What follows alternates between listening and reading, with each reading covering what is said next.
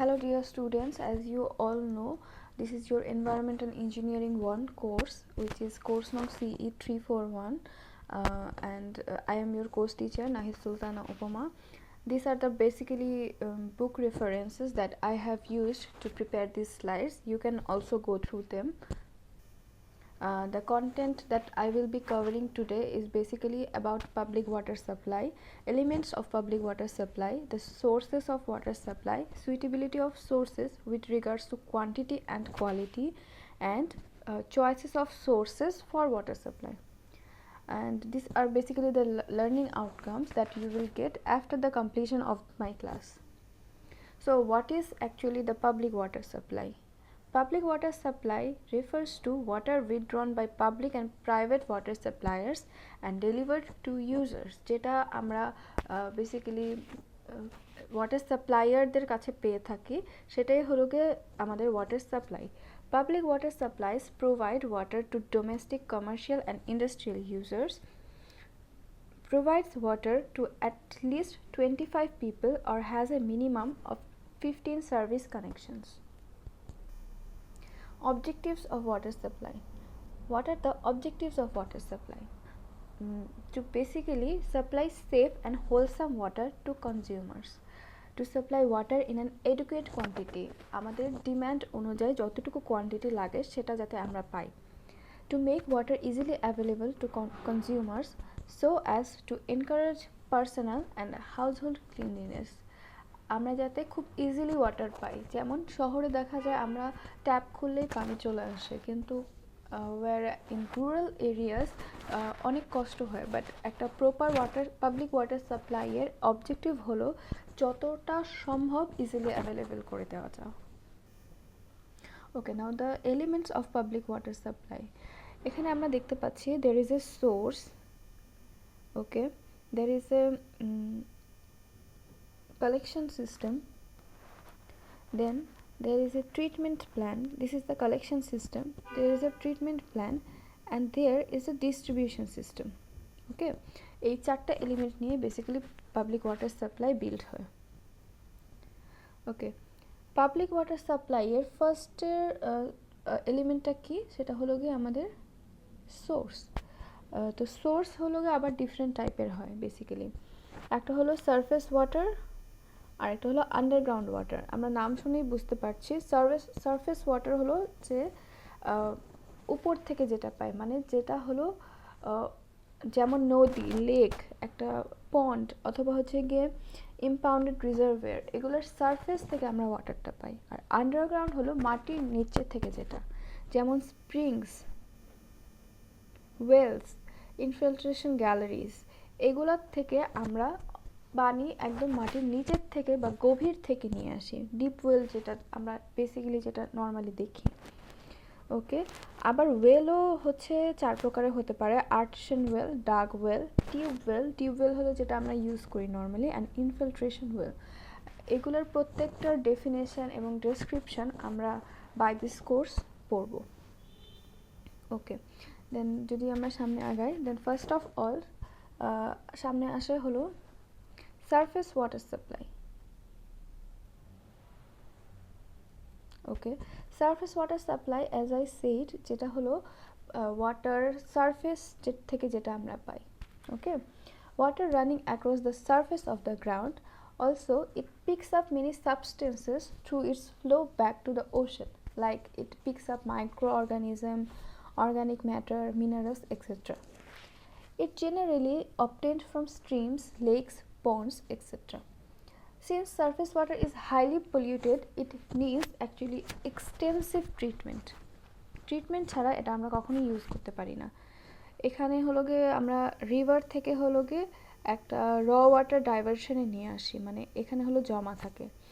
দেন এখান থেকে সেটা ওয়াটার ট্রিটমেন্ট প্ল্যানে যায়. ঠিক আছে, ওয়াটার ফিনিশড ওয়াটার, তারপর সেটা ট্রান্সমিটেড হয়ে দেন সেটা অ্যাকুইফারে জমা হয় বা অ্যাকুইফার স্টোরেজে জমা হয়, যেটা কিনা পরে ডিস্ট্রিবিউশন সিস্টেমে যায়. ওকে, দেন পাবলিক ওয়াটার সাপ্লাইয়ের কি পড়বো আমরা? গ্রাউন্ড ওয়াটার সোর্স পড়বো. গ্রাউন্ড ওয়াটার যেটা আমরা গ্রাউন্ড থেকে পানি তুলে আনি. এই যে এখানে দেখা যাচ্ছে গ্রাউন্ডের অনেক ডিপ থেকে পাম্প করে দেন পানিটা তুলে আনা হচ্ছে, দেন কোনো একটা ডিস্ট্রিবিউশন সিস্টেম অথবা কোনো একটা বাসাতে সেটা হচ্ছে গিয়ে ওয়াটারটা সাপ্লাই করা হচ্ছে। Surface water which seeps into the ground is designed as groundwater or subsurface water. As groundwater travels through the surface layers of the earth, it actually picks up some minerals and a few organics in solution.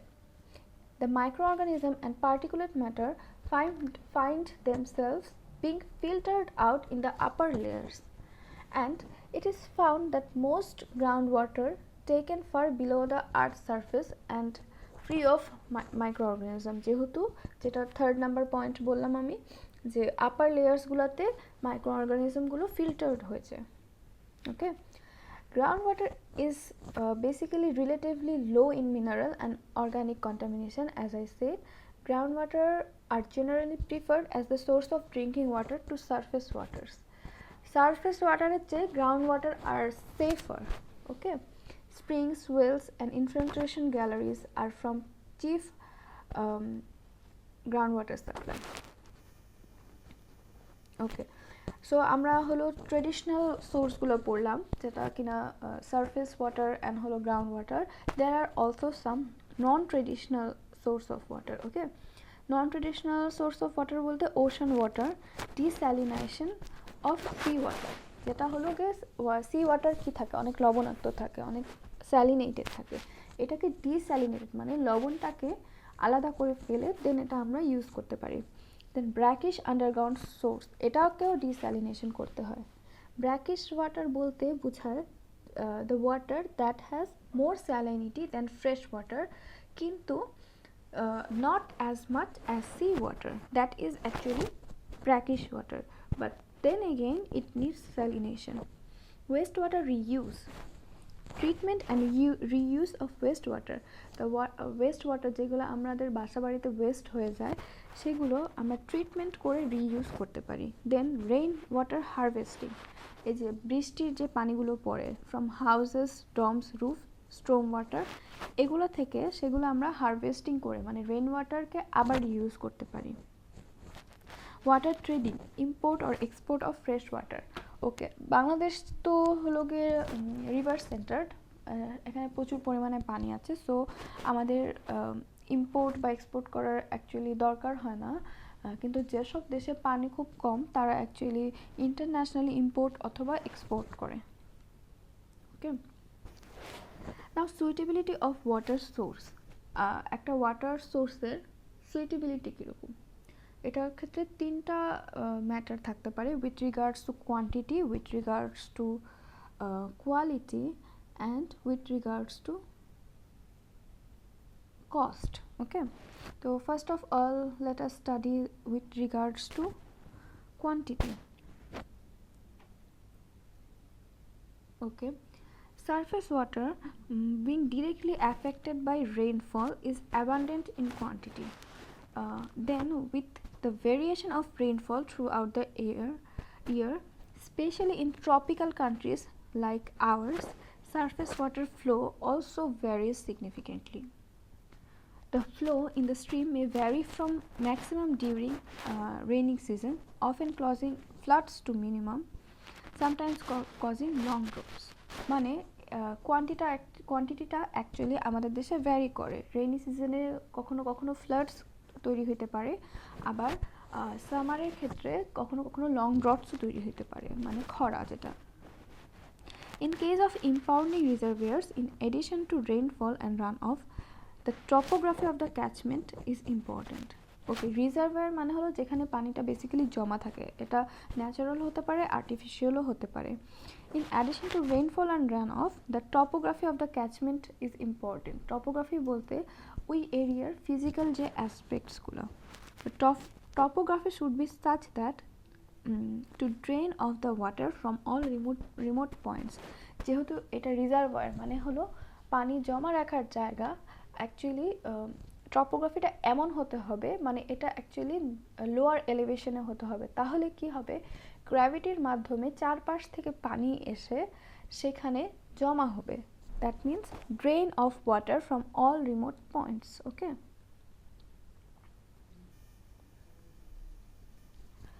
Also for underground sources কি হতে পারে, quantity of available water is usually less, মানে surface ওয়াটারে যতটুকু আমরা পানি পাই, যেহেতু এটা directly proportional to rainfall, run off etcetera, but ground ওয়াটারের ক্ষেত্রে সেটা না। Effect of rainfall of ground water is indirect, available ground water storage and geological formation of the substrata, মানে ওই জিওলজির যেই ফরমেশনটা সেটার উপরে ডিপেন্ড করে। In case of shallow wells and spring, it is easier to get supply by tapping the underwater bearing strata through the storage, may be temporary and fall off during dry season, resulting in the failure of the source. Okay. আচ্ছা, এবার আমরা পড়ব with regards to quality, suitability of water সোর্সের quality অনুযায়ী কীরকম হতে পারে। Okay, surface water is actually characterised by suspended impurities. ঠিক আছে, আচ্ছা আমরা এটা আগেই পড়েছি যে সারফেস ওয়াটারে ইম্পিউরিটিস বেশি থাকে rather than ground water. Okay, whereas groundwater is generally free from suspended matter, but it is likely to contain a large amount of dissolved impurities gathered during their course of travel in underground strata, okay, comprising rock and mineral. Okay, surface water containing significant suspended particles often contains pathogenic or disease producing bacteria, and hence it is not safe for water supply without necessary treatment. Okay, surface ওয়াটারে অনেক সময় pathogenic আর disease producing bacteria থাকতে পারে, এজন্য এটা treatment ছাড়া কখনোই ইউজ করা উচিত না। Rain water is soft, soft means it is not hard, water hardening কি সেটা আমরা সামনে পড়ব, মানে okay, rain water is soft and has a flat taste and free from contamination. When rainwater is stored in storage tanks, it may pick up impurities and therefore requires to be disinfected before using for drinking. আচ্ছা, ওকে, আচ্ছা, river quality, then river quality varies significantly with seasons. During maximum flow in river causes floods, turbidity and bacteria increases, while turbidity decreases and dissolved solid increases during minimum flow. ওকে, যখন অনেক বেশি flow হয়, ঠিক আছে, যখন flood হয় তখন কি হয়, আর আশেপাশের ময়লাগুলো সব মিশে যায়, ফলে টার্বিডিটি বেড়ে যায় এবং ব্যাকটেরিয়া বাড়ে। কিন্তু ওকে, কিন্তু টার্বিডিটিটা ডিক্রিজ করে এবং ডিজলভ সলিড ইনক্রিজ করে during minimum flow. Okay,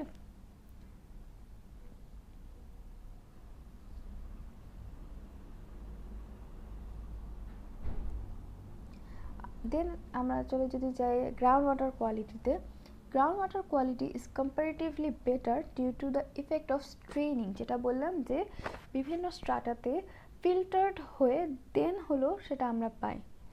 The bacterial content of waters from springs, infiltration galleries and deep wells is usually lower due to the straining action involved. In general, groundwater is good in quality but may require some treatment to improve its chemical characteristics. Okay,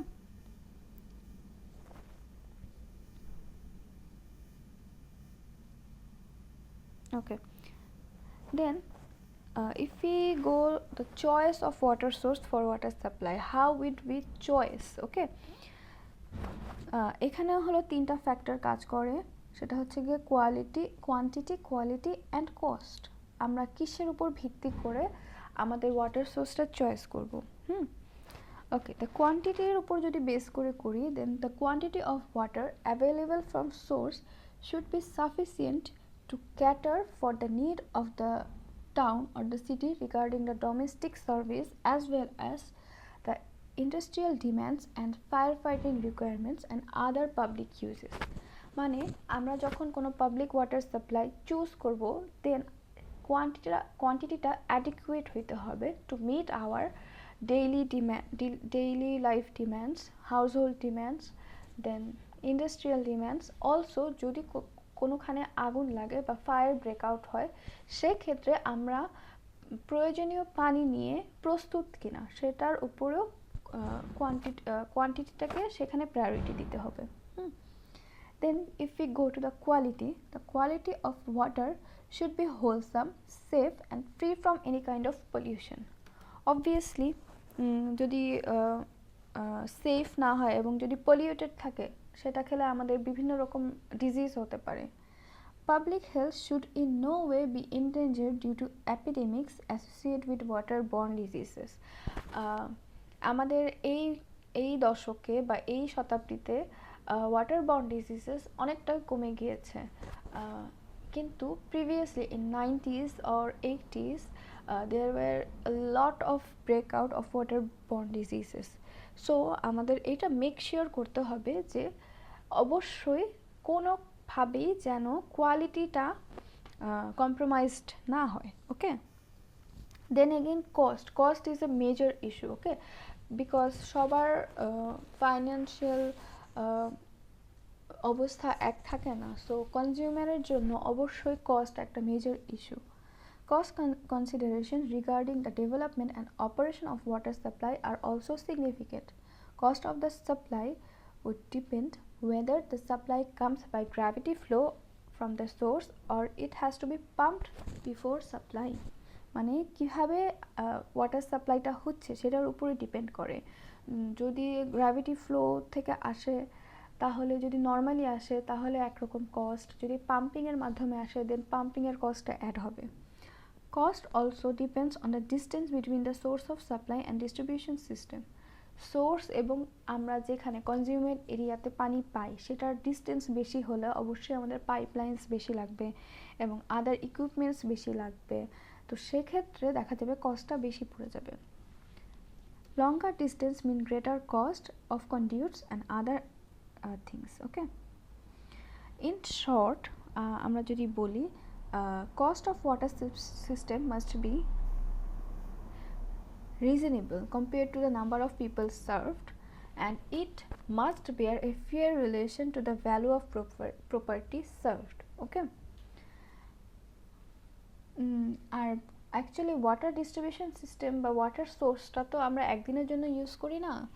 It should be the original cost of the system can be repaid at the end of the design period, which is actually 20 to 30 years, because we never use any water supply system or distribution system for 1 or 2 years. It has to go to the long run, so in that case we have to keep mind about the cost. Okay, so this is your today's class. If you have any query or question you can email me, and তোমাদের যে reference বুকটা দেওয়া আছে সেটাতেও তোমরা অনেক reference পাবে এবং এটাটাও গো থ্রু করবে, ওখানে অনেক you will get details about this lecture. Thank you.